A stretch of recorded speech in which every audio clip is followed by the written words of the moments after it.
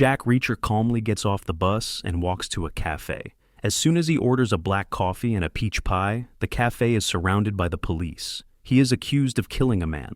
Once they arrive at the police station, Senior Detective Oscar asks to take him into the office. He needs information about the murdered man. Jack assures him that he didn't kill anyone in this town. Being a professional, he describes in detail what could have happened at the crime scene. They need to look for 3 people. In 1998, a group of thugs tried to take money from young Jack, but the 2 brothers weren't afraid. You know, Mom was right. Trouble does kind of seem to find you. In real time, the police found the owner of a phone number at the crime scene. Paul notices a black car across the street and gets very scared, so he declares that he is the killer. Oscar releases Jack. However, the detective realizes that Paul didn't kill anyone. He needs Jack's help to solve the case. Jack says that one of the officers recognized Paul, and during a personal interrogation, the man admits that on the day of the murder, Paul was somewhere else, which forces Jack to go back behind bars. So the duo takes a bus and heads to the nearest prison. A local worker gives them new clothes and leads them to a cell. A new day begins. Paul is clearly frightened since they are placed in the common area with life sentence prisoners, when suddenly a local gang enters the cell. A man orders him to hand over his shoes and glasses. They immediately smash the glasses, and Jack stands up for Paul. After landing several punches on the gang leader, he demands they give Paul new glasses.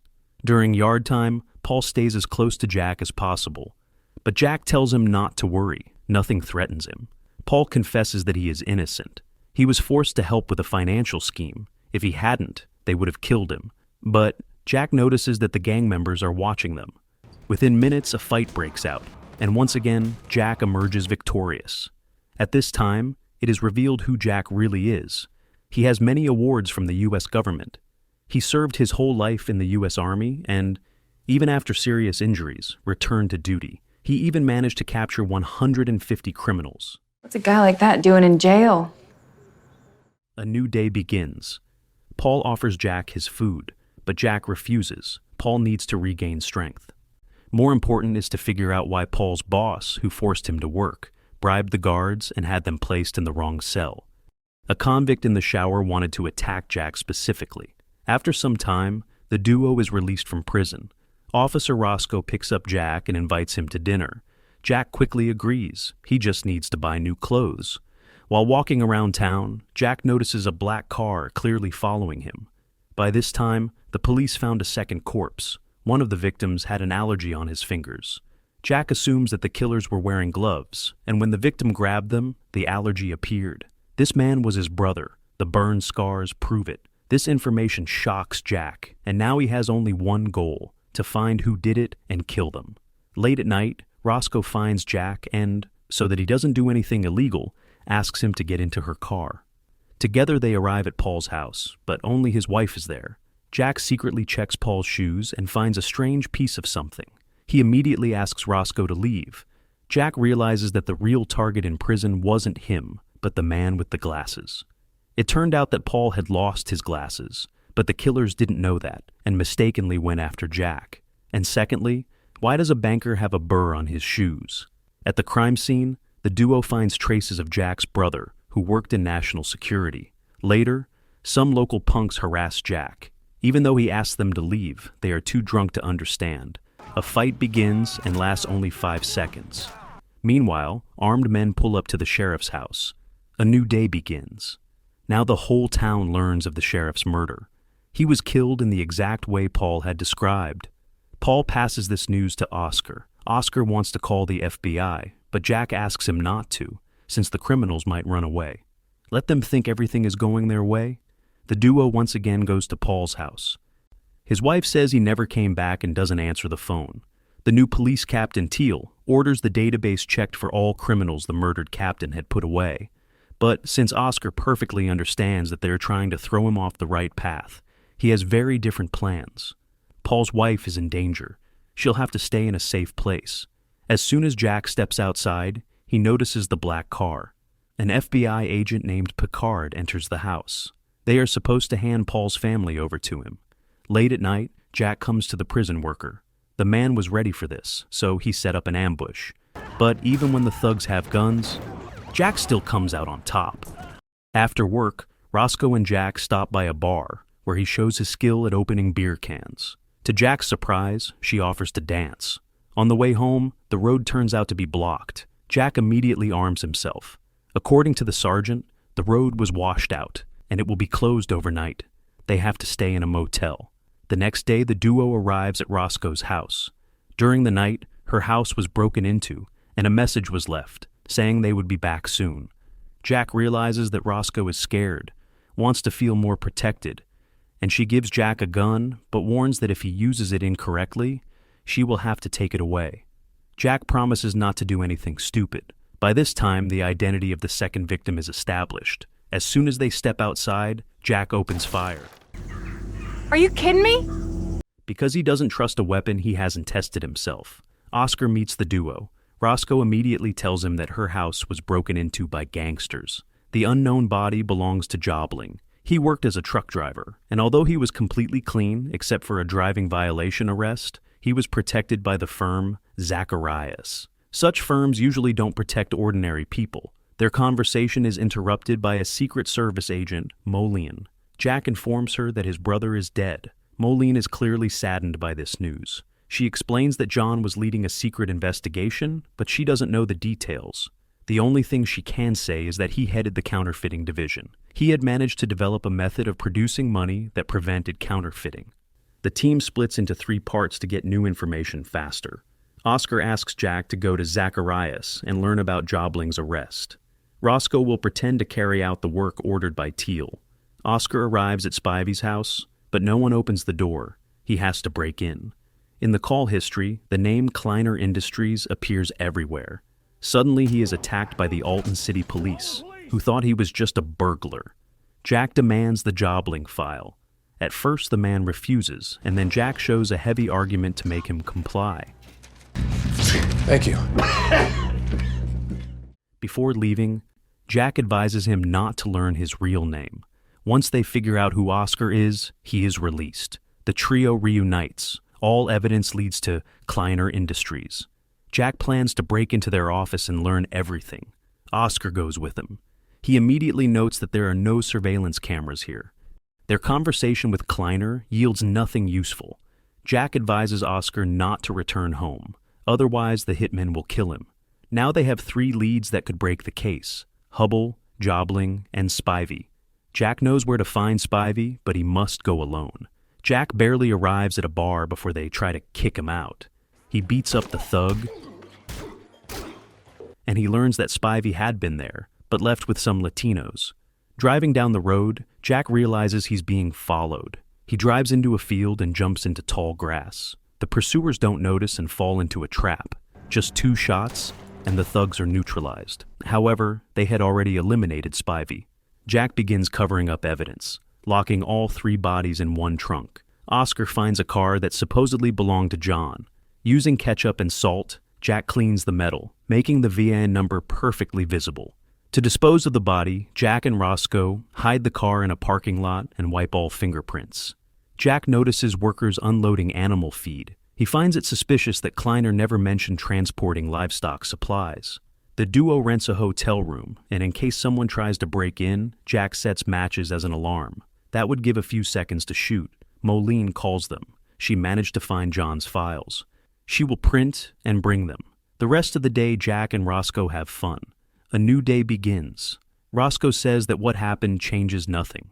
Then they head to Jobling's house. His mother opens the door. She gives them an address where she believes he lives now. His wife, Miller, lives there. She immediately hints that her husband was involved in illegal business. Inside the garage, boxes are stored in which he transported cargo. Jack is sure that he was transporting counterfeit money in those boxes. The duo decides to check the motel where John had lived. The man there says that the Latinos took all his personal belongings. Jack knows his brother well. He never kept important things in plain sight. In a nearby dumpster lay John's evidence when suddenly gunfire erupts.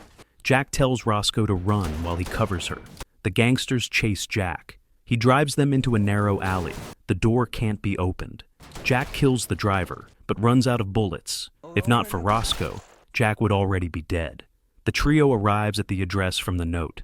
Oscar wants to trace the phone numbers, but Jack has a better idea. Call them.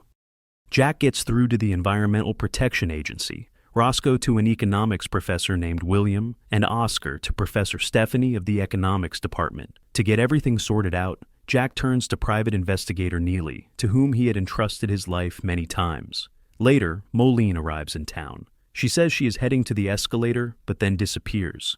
While trying to find her, Jack notices a bag lying on the railway tracks. All the documents are gone, and deep in the tunnel lies Moline. She doesn't manage to say anything, dying in Jack's arms. After some time, Jack arrives at a farm. He can't figure out where all the cow feed goes, until a plant attaches to his shoes, the same one he found on Paul's shoes. Teal fires Roscoe under the pretext of poor work. The gun that Jack got belonged to Gray.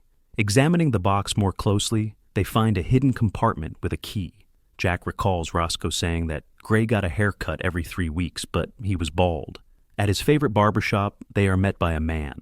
He had kept Gray's chest. Inside were documents again mentioning cow feed, but in the strange quantity of 116. A little later, Neely calls Jack. She managed to learn something, but will say it only in person. Pollution reports disappeared from the Federal Archive.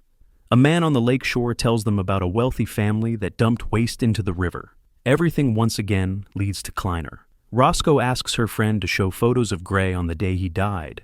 The official version is that he accidentally hit the corner of a table. However, the guy zooms in, and clear traces of a diamond are visible.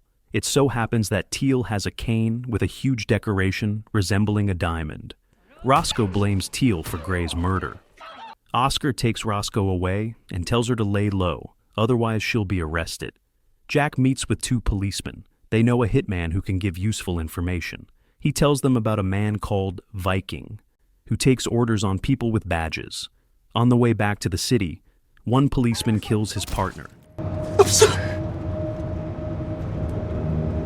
So. Jack kicks the gate with all his strength. The man crashes into the fender and loses control, causing the car to fall into the river. But the duo manages to escape. At this time, Oscar infiltrates the territory of Kleiner Industries. Even they suspect that Kleiner is already dead.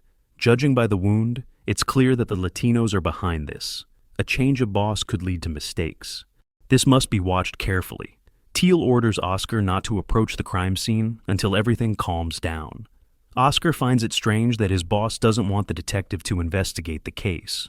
In case Paul's family is targeted for murder, Roscoe takes them to a house with reinforced doors and an alarm system. Jack and Oscar keep watch on Kleiner Industries. They notice that Kleiner's nephew is moving goods, even though not even a day has passed since the death. Most likely, the truck is carrying counterfeit money. Later, the man stops across from a motel and rents a room. Jack comes up with the idea to climb onto the truck and puncture the roof. The truck is empty.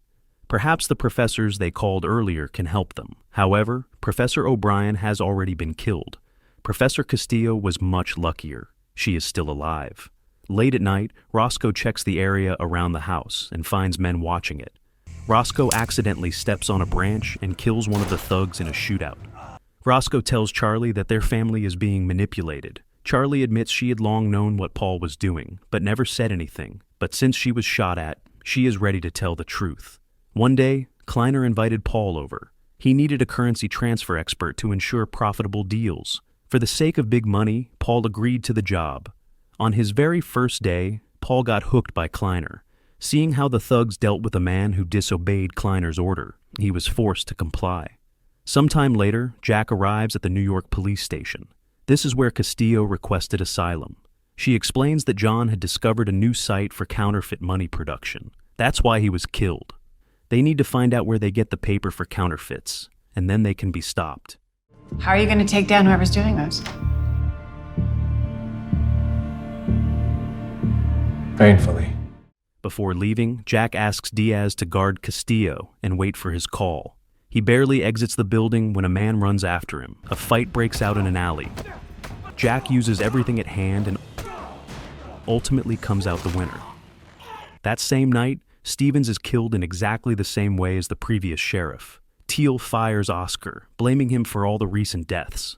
That night, Jack breaks into Hubbell's house to look for new evidence. It turns out that a squad of killers, led by Kleiner's nephew, also arrives at the house. Jack is ready for this and begins to eliminate them. The first is the car's driver. Jack signals the squad, luring one of them into his car. After eliminating almost all of them, a fight begins between Jack and the nephew. Jack takes a series of crowbar blows and nearly dies. But a second wind helps him emerge victorious. Thanks to the fight, John's paper got soaked. Jack realizes that all dollar bills are the same size. If you wash the ink off a $1 bill, you get the paper to print other money. Kleiner had developed a method of laundering money. Cattle feed contains an absorbent. Buying a large batch of chemicals would raise suspicion, but feed would not. 3 hitmen arrive for Oscar. He breaks into a neighboring room and jumps out the window. Waiting until the killers enter, he gets into his car and escapes, slashing the killer's tires beforehand. The next day, the duo arrives at Jobling's parents' house. There they find boxes of money, fully confirming their theory. By this time, Neely has learned who the Viking was. The only problem is, he died 3 years ago, but their conversation is interrupted by Teal's trap. Picard turned out to be a corrupt cop. That's why the thugs so quickly found the house in the woods. Roscoe and Charlie's family have already been captured. It turns out Paul is still alive, having managed to escape. Behind all the murders, including Jack's brothers, is KJ. He is ready to spare Charlie and the girls if Jack finds Paul. Picard, armed with a gun, will go with him, but he doesn't notice that Jack punctures the car tire. By nightfall, the tire is completely flat. Jack says there's a spare in the trunk. Picard lets his guard down and allows Jack to grab the gun. He warns that if he dies, Roscoe will be killed, but Picard also won't be able to find Paul if he kills Jack. Jack convinces Picard to put down the weapon, then shoots him and finds Paul. Before heading to the factory, Jack storms the police station and frees Oscar. Neely guessed that Jack would need help and joined the team. She skillfully kills the factory guards, after which they pour gasoline on the money storage and set it on fire. This allows them to enter the building and start a shootout.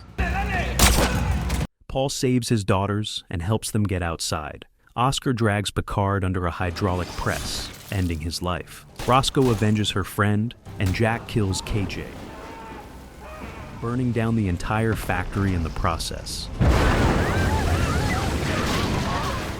The first season ends with a scene where Jack buries the medal at the place where his brother was killed and walks away toward new adventures.